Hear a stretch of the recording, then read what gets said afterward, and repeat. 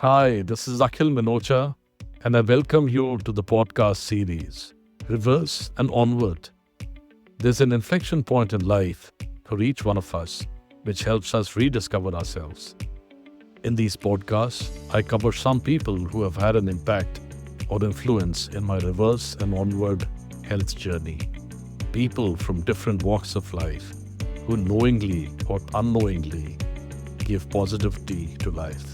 If you have been glued to the series, you would know it relates to real life, real inspirations, people who've had inspirational stories to lead a healthy life and who have had a positive influence in my life.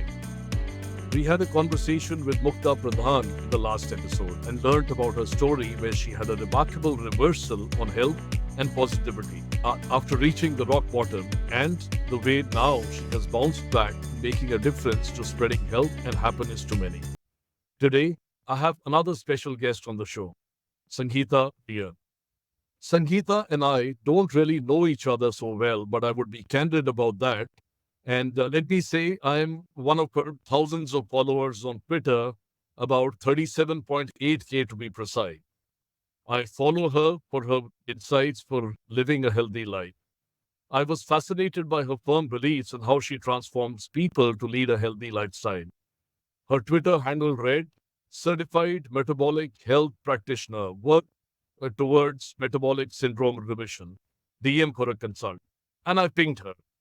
Not at that time for a consult, but to seek consultation for my followers of the Reverse and Onward podcast series through an informal conversation with Sangeetha. I had a purpose, a valid one, and I approached and requested her to be on the podcast show, and she graciously and readily agreed. Now, from the time that we got talking, which is last December, to now, she's grown about more than 5K, 5,000 followers, and that's really impressive. And there's another facet to the time that I had approached her. I had originally approached her for the podcast show, and I then pinged her. I was at a juncture where I was at odds. I have been through the journey of gaining weight and losing weight, but I was at a juncture where I realized that I needed some help. And last December, I had consulted her. And I've lost about 9 or 10 kilos since December 31st, thanks to her. And I'm going to be bringing more about that in the conversation. But for now, and to move on with the podcast, thank you, Sangeetha. It's a pleasure to have you on the show. Hey, Akhil, how are you? Thank you so much for having me. I know it's taken a good 5 months to get here, turn of personal events, etc. But very happy, one, to be talking to you on the podcast like we earlier envisaged, but very also happy to see your progress over the last 4 months in your personal health journey. Thank you, Sangeeta. Thanks for that. Let me introduce Sangeeta to you. Sangeeta Aiyer embarked on a journey toward healthier living over 18 years ago, driven by a determination to reverse metabolic syndrome, shed weight, and boost self-esteem to regain her health.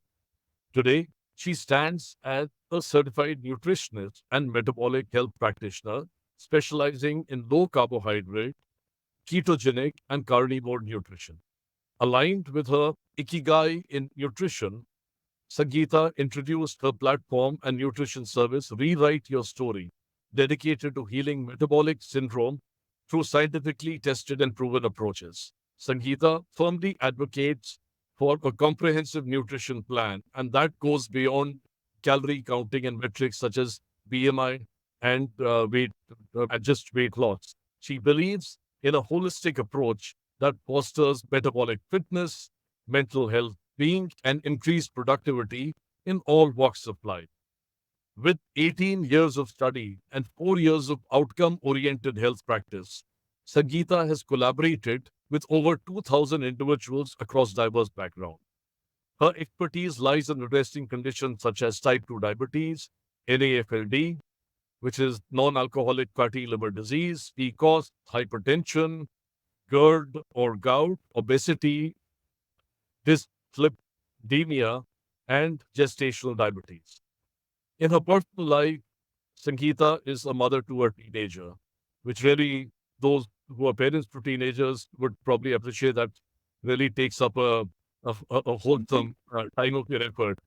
So making, of course, that relatable to many. Interacting with her for this show, I found her to be grounded and approachable, aligning perfectly with the self description as think of me as a friend at a bar or coffee shop, sharing my story in the hope that you would find answers in the same.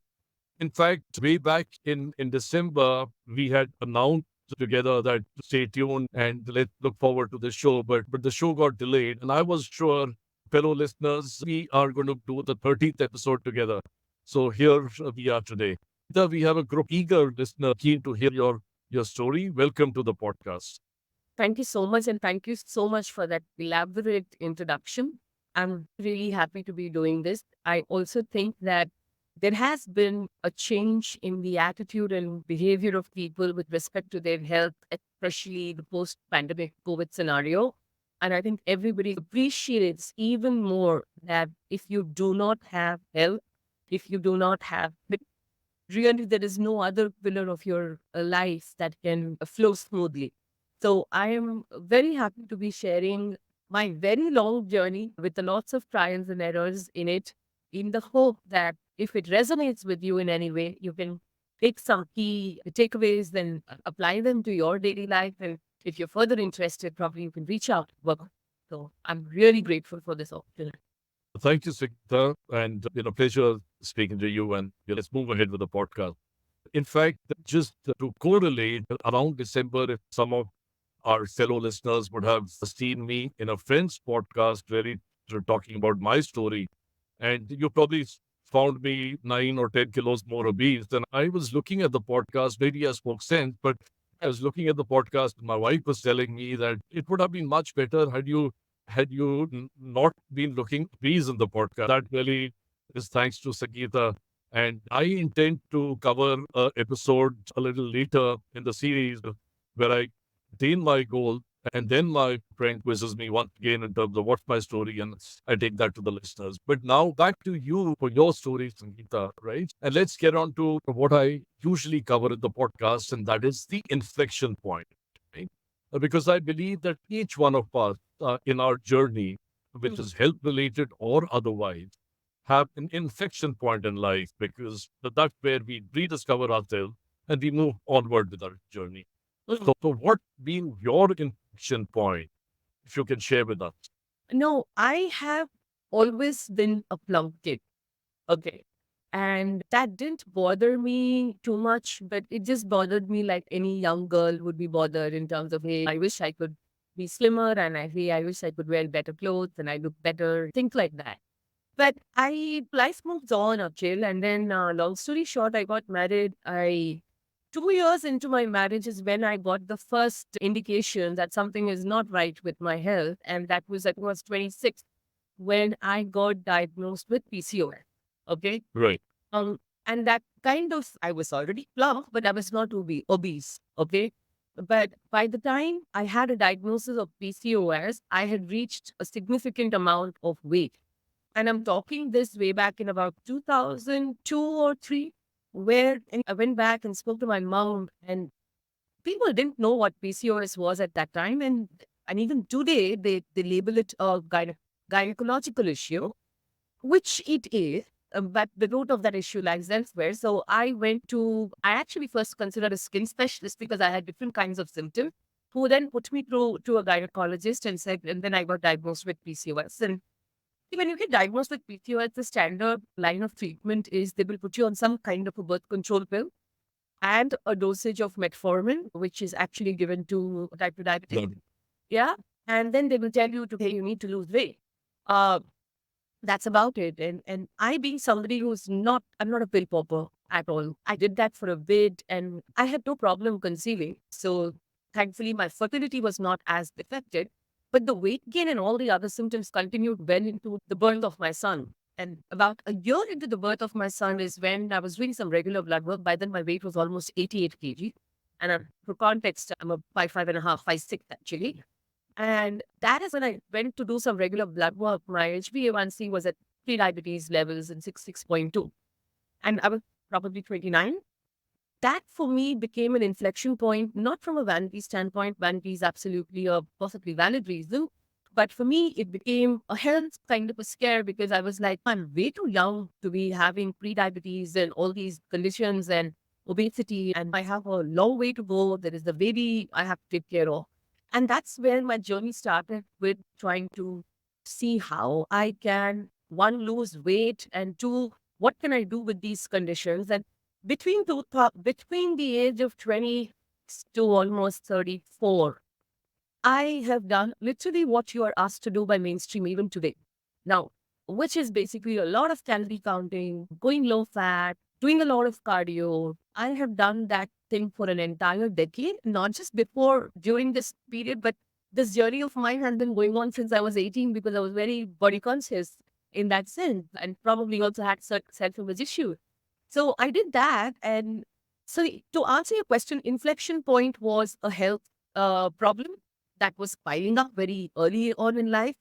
And then started what I call a very painful journey full of trial and error to understand why is it as a human being or as a woman, it is so difficult to have weight maintenance. So I'm sure you would be familiar with the whole yo-yo gain, weight loss, weight gain, weight loss. And then finally, in about 2014, I was a nutrition research junkie. While my main career was media marketing, and every Yeah. time I had free time, I was looking into nutrition. What is going on? What is affecting us?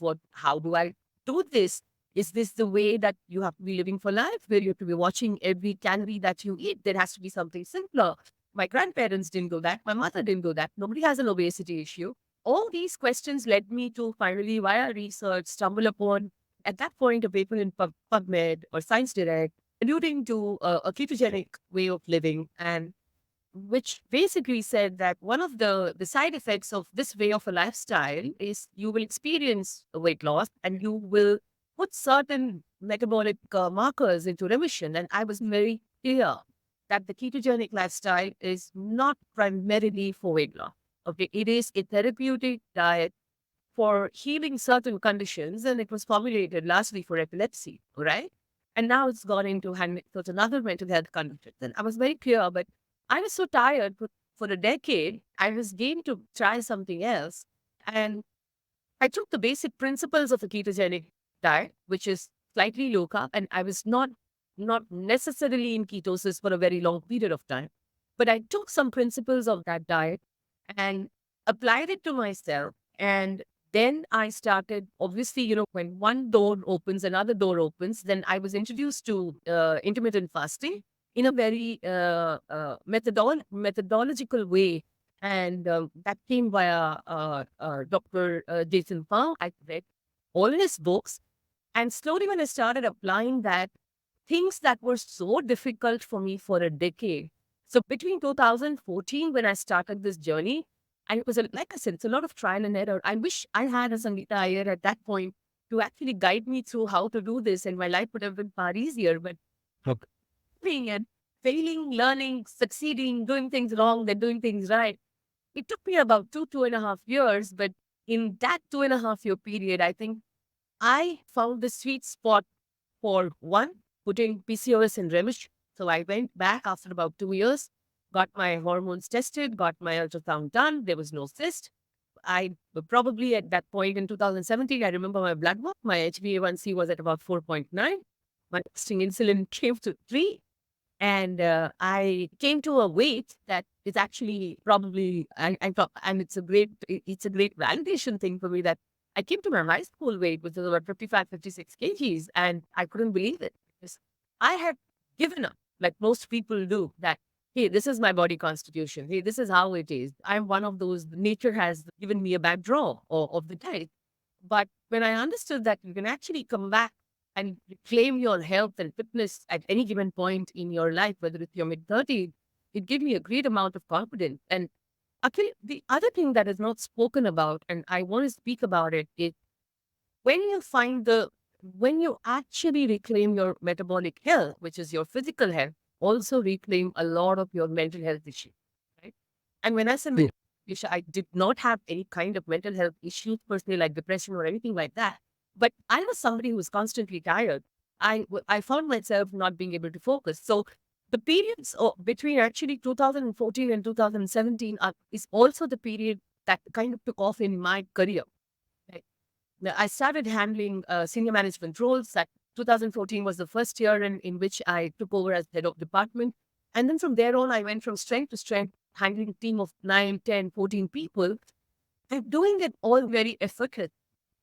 And a large part of my parallel career success, with the success that I've had with my health and fitness, pivoting from cardio to strength training, I actually have to give credit to the way to nutrition, to optimizing sleep, to exercising, and to not constantly chasing this entire paradigm of calorie in, calorie out. Now, for 1 minute, I do not disagree that energy balance is important, but I believe that there are far more intelligent, suitable ways to achieve fitness without losing your mind, being in a calorie deficit and counting every calorie. And I think that is very unsustainable.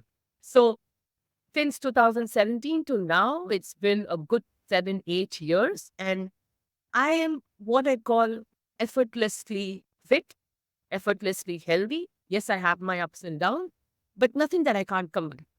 So, really the inflection point in the story. Very interesting. No, and I definitely resonate with you. This is not what you would learn at any point in time, right? It's a constant evolution and what you Yeah. are going through. And you spoke about the yo-yo in terms of twists and turns and up and down fitness, and then realizing for the fellow listeners and to also respond to your statement on what you just said.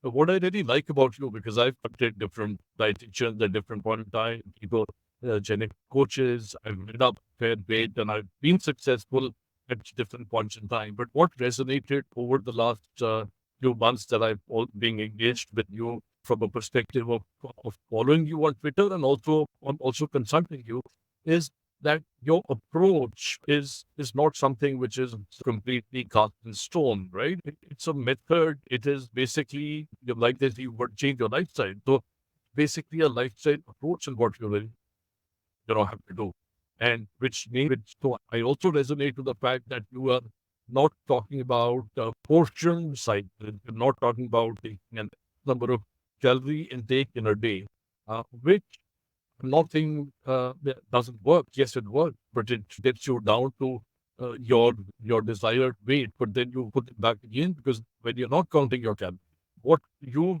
try and propagate and what I would like from you is the fact that learn what to eat right, and especially during eat weight loss. What are the ground rules? So there's a fair amount of learning that you disseminate for the people who follow you, and definitely appreciate that, Sangeet. So Yeah. So just to add there, if you look at usually a lot of people who come to me have already done, like you said, they've probably tried one or two approaches with different people. And I in no way want to undermine anybody else's core competency or skill. But usually when they come to me, they've done at least one, two such rounds.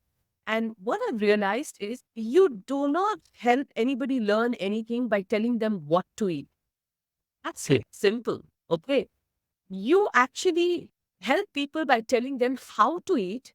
And when they learn that for life, because that awareness that you create, or even that when I work with you, when I tell you, hey, try this, there's always a rationale behind that. Okay. So when you understand that, you are not a slave to the what, you understand your how. Okay. And that how, like you rightly said, I may be a proponent of an animal-based diet. I will come to that. I may talk a lot about keto. I may talk a lot about low carb. But what decides the protocol is the person, their bioindividuality. What are their cultural taste and preferences? What is their current lifestyle? What can be fit into it, right? So you have to be flexible because you're dealing with people, right? We're not doing a randomized control study in a metabolic ward here. We are dealing with actually who's a real person who has emotional triggers, who has stress triggers, who has a certain lifestyle, who has a family.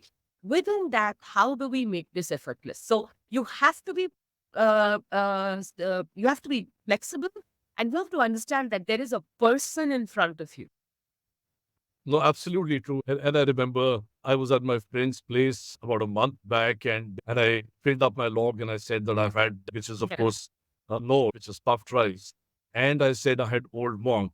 Right back, you said that, please, Akhil, next time I would like you to prefer scotch. We will get on to alcohol in a while right now, but that's really my point. Now, Like, listen to this. that it's difficult to, pardon? Sorry, people are going to listen to this and say, "Oh my God, she's not that boy." No, let's come to that.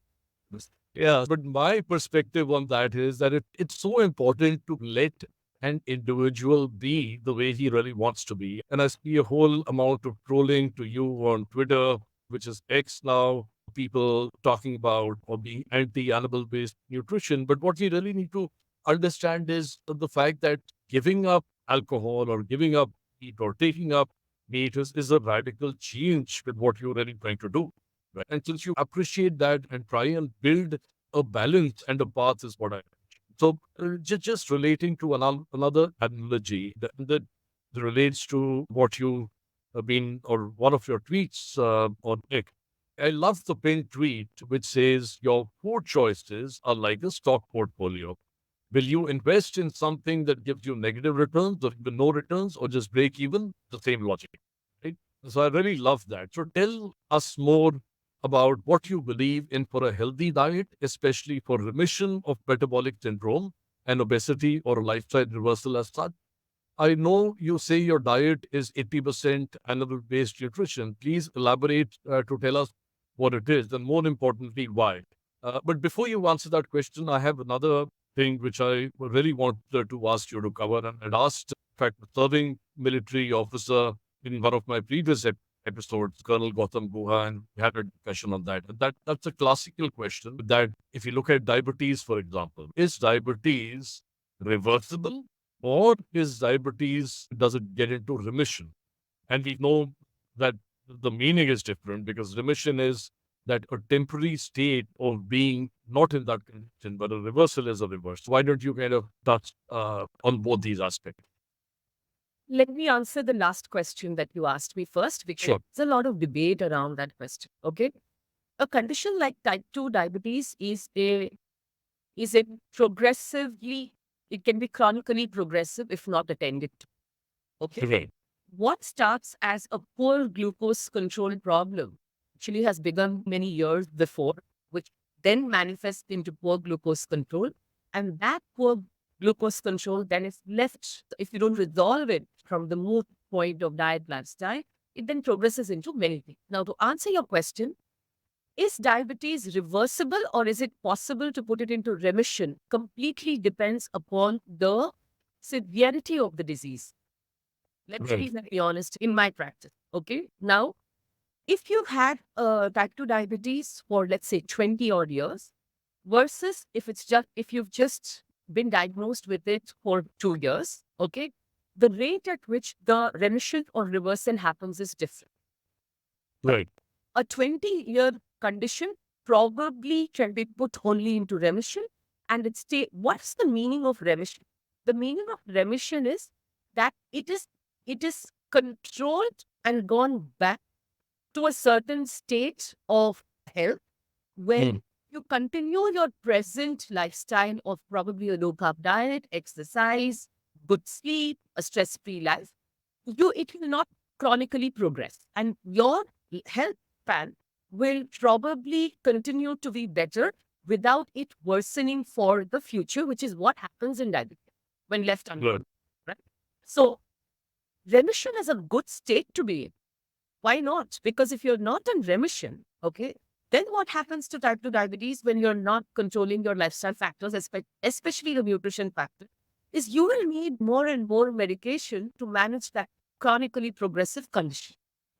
Right. So it depends on the severity of the disease. It depends on other collateral damage that has occurred. Do you have a vision problem? Has your kidney been compromised? One of the most common effects of poorly controlled diabetes is you have issues with renal function.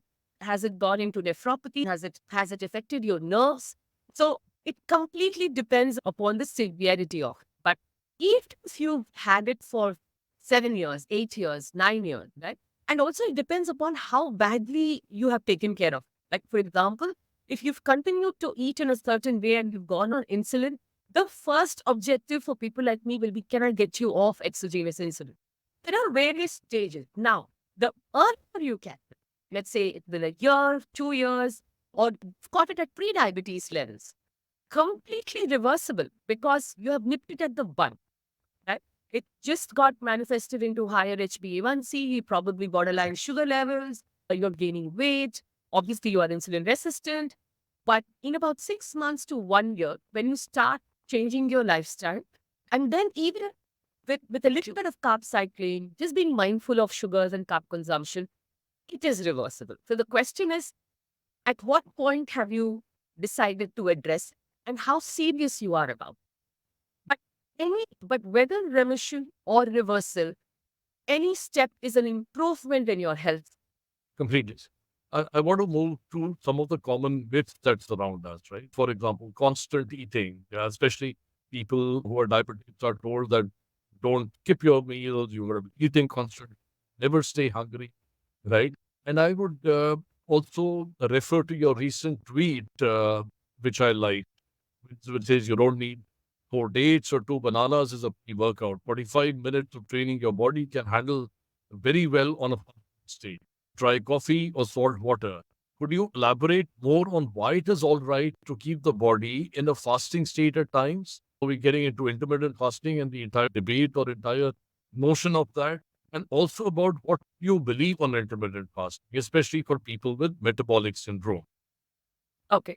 So let's begin with this, whether it's a narrative for people with diabetes that you should eat every 2 hours, or there used to be a sort of a narrative that said that if you want your metabolism to be stronger, you need to be eating all the time. But let's go back a few thousands or even millions of years. Let's look at how human beings have evolved. Okay. And we can just draw some wisdom from there. Okay. Human beings have always existed in fed and fasted state. Okay. That is how our entire body has evolved, right? There has never been a time until the last probably 30, 40 years where food was so accessible all the time, everywhere, readily, right? True. So we have always evolved to be in fed and fasted states. Okay. These are the two states that we exist in. In a fed state, we are the anabolism part of our metabolism kicks in. And in a fasted state, the catabolism part of our metabolism kicks in. And both are necessary. Okay. Right. Number one, we need to understand that this kind of eating is actually very unnatural to our body. Now, let's talk about healthy individuals and also let's look at a little bit about what's gone in our ancestry. If you talk to your parents or grandparents, you have never seen them eat this many times in a day.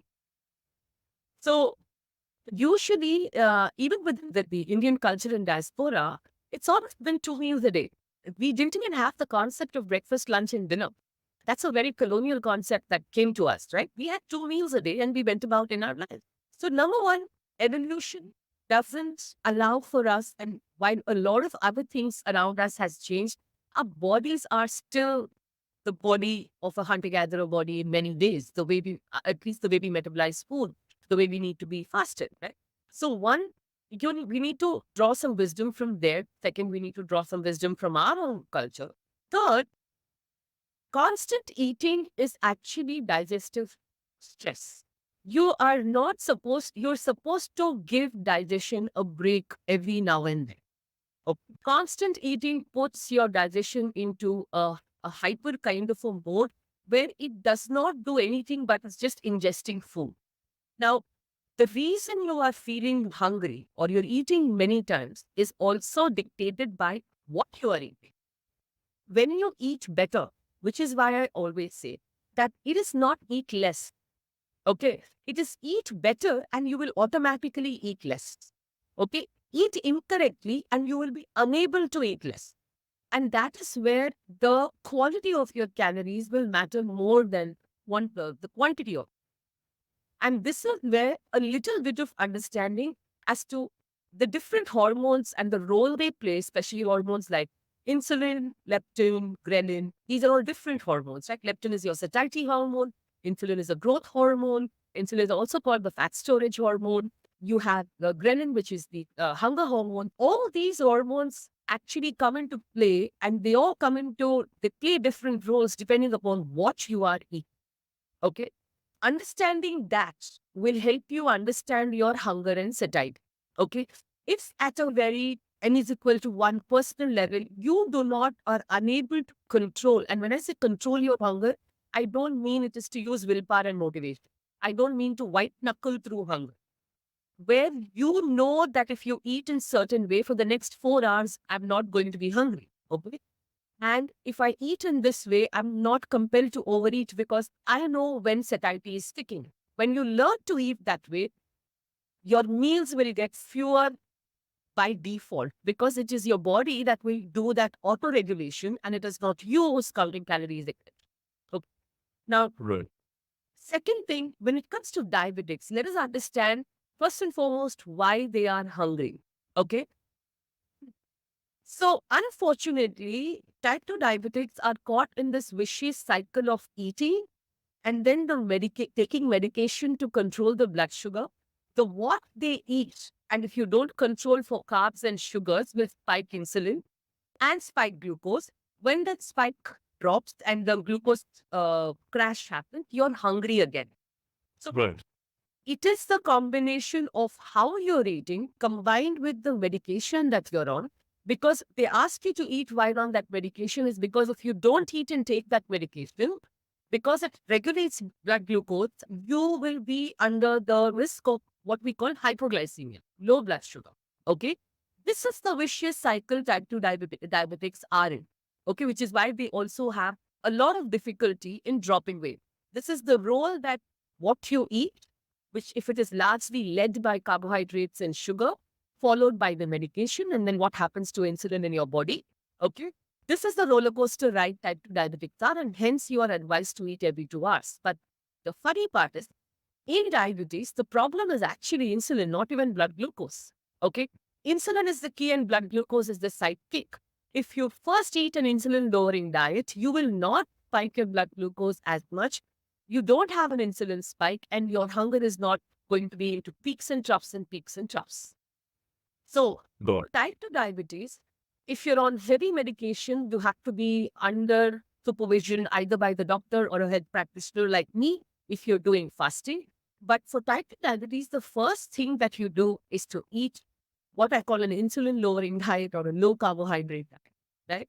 When you eat a low carbohydrate diet, you will be prioritizing protein, you will be prioritizing healthy fat, you will be getting your fibers from complex carbohydrates and vegetables. You can have a healthy inclusion of dairy. When you change your plate proportion, you will notice you are not a slave to these, to the blood glucose roller coaster ride. And when your hunger will be in control, people soon will realize that over a period of 3 to 5 weeks in my practice, when the HbA1c is dropping and your average blood glucose levels are dropping as detected by a continuous glucose monitor or a glucometer, you then visit your doctor and your medication comes down. That is the process of healing.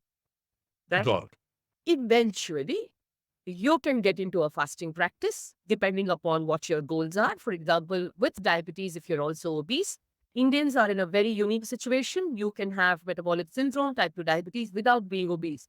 I've seen people who are perfectly normal weight as per BMI who also have diabetes. Right? That is a South Asian issue. So then you can decide if fasting is a protocol for you. For example, if you're obese, if you're not obese, you don't have to fast. Okay.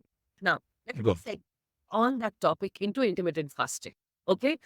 Like any other protocol, is fasting good? I always say, who is asking this question? For any health protocol or diet protocol, even fitness protocol, should I be doing HIIT? Should I be doing marathon running? Should I be doing strength training? Who is asking this question? Okay. Now, let us understand who should not be fasting. Children should not be fasting, especially when they are hitting puberty. They need nutrition. Okay. Pregnant women should not be fasting. People with malnutrition should not be fasting. Okay. If you are in a unique state of, and not many are, but some are in a unique state of reactive hypoglycemia, which means that when you fast, your sugar levels drop well below baseline. Okay. And there are certain people with that condition. You should not be fasting. Okay. if you are somebody who is using fasting as a tool to eat whatever you want in the feeding window, which is what the biggest mistake people make, is that they will use a 16-hour or an 18-hour fast to binge eat whatever they want in the eating window and then suffer from things like indigestion, diarrhea, things like that.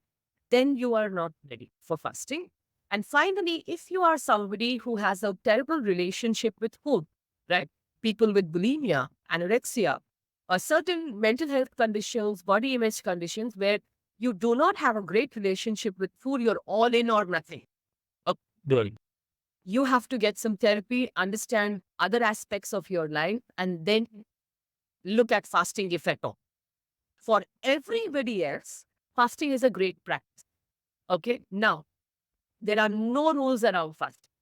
Okay. In the sense that, yes, there are protocols that have evolved that say 16-8, there is 18-6, there is 20 to 22 hours, which is called the warrior diet.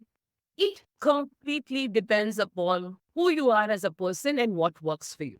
Now, having said that, I do not consider a 12-hour fast typically intermittent fasting. A 12-hour fast is by default what you are supposed to be doing at night. So let's say your last meal in most households, even with working households, urban households, let's say 8 o'clock, 8:30. And then you are giving yourself a 2-hour break and sleeping at about 10:30, 11. And let's say you're waking up at about 7. There is absolutely no need to eat as soon as you wake up. You can wait a couple of hours, right? So in that sense, an 8 to 8 is a by default fast where you're not supposed to be eating. Anyways, you're not supposed to be eating because you're sleeping. Okay. Depending upon who you are, anything after 12 hours, 14 hours, 15 hours, 16 hours, 15 and a half hours, everything works. Completely depends upon what your goals are, what you can do, what your otherwise your lifestyle. The next thing that happens in a fast, and especially women fall into this trap, women who aggressively fast tend to also start eating less. Okay? Especially essential macronutrients like protein, fat, fiber. Okay? So when you start eating less in the garb of a fast, which tends to happen with women because women naturally tend to be small eaters, women do not have voracious appetites. Then there is the other thing that happens where they probably start seeing a dysfunctionality in their thyroid. They don't feel very well. That's not the problem of fasting. That problem is because you are not giving yourself adequate calories that is needed or energy that is needed or essential macronutrients. So fasting is a great protocol. It doesn't have to be regimented. It can be regimented if you want to be. If you're somebody who is keen to doing bodybuilding and body recomposition, not advisable to fast. Even if you are looking at building muscle, every 15 days, you can just skip a meal here and there for the therapeutic fast to reset your digestion. So it completely depends upon who's asking. I have a lot of people who will come into my consultation and say, so is OMAD your protocol? You decide your protocol. So no hard fast and rule at all. You spoke about the fact that we end up eating our breakfast at the same time, whatever time we dine. That's dine or have dinner at night, right? So that's so true of Punjabis, for example, or even Bengalis, and if I may loosely say the rest of India, or even Americans, right? Because the issue is, and being a Punjabi, I can speak about my clan. If we, that's how we grown up. So if we have our dinner at 7 o'clock, have to have breakfast at 8:30, end up eating and drinking at 9, 10, or even 11. And then almost like a ritual that you need to get up in the morning. Oh, where's breakfast? I need to have my breakfast at 8 or 8:30. The question is, you retired after a few drinks and you had a good heavy diet. Why do you need your body to be subjected to the torture at 8 a.m. for breakfast? But we just gulp it down, right? Or eat it all up. So that's pretty much the problem. So I resonate with a lot of things that you said. Yeah. And that is where human beings overall, not so much clannish, but we see the same trends. Probably Europeans are a little more healthier in their food habits. But apart from that, these are the trends that we see all across.